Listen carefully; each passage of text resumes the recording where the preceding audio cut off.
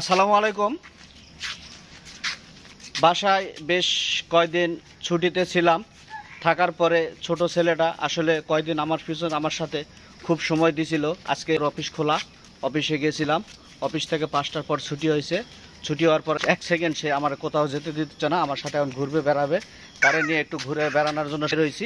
তো রাস্তাঘাটে অনেকক্ষণ ধরে হাঁটতেছে, ঘুরতেছে। তো এখন একটু আবার দুষ্টামি শুরু করছে, এদিক ওদিক দৌড় মারতেছে।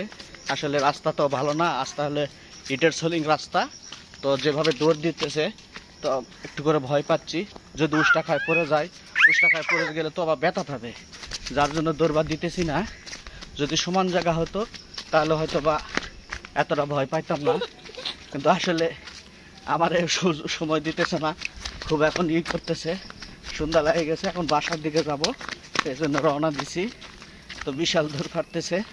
তো এত দৌড় পারলে আসলে মনে একটা ভয়, যেহেতু ইটের সোলিং রাস্তা, যদি হঠাৎ করে উষ্টাখায় পড়ে গেলে ব্যথা পাবে।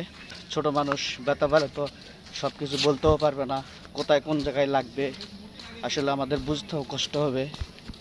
যার জন্য হাত ছাড়ে দিচ্ছি না। হ্যাঁ, খুব চঞ্চল, হাত ছাড়ে দিলে এক সেকেন্ড তার ধরে রাখা যায় না। তার পেছনে সে দৌড়তে দৌড়তে আরও আমি হেঁপে যাই, যেহেতু আমার একটু দৌড়াদৌড়ি হাঁটাহাঁটি অভ্যাসটা একবারে কম, যার জন্য ওর সাথে দৌড়ে আমি কুলে উঠতে পারি না।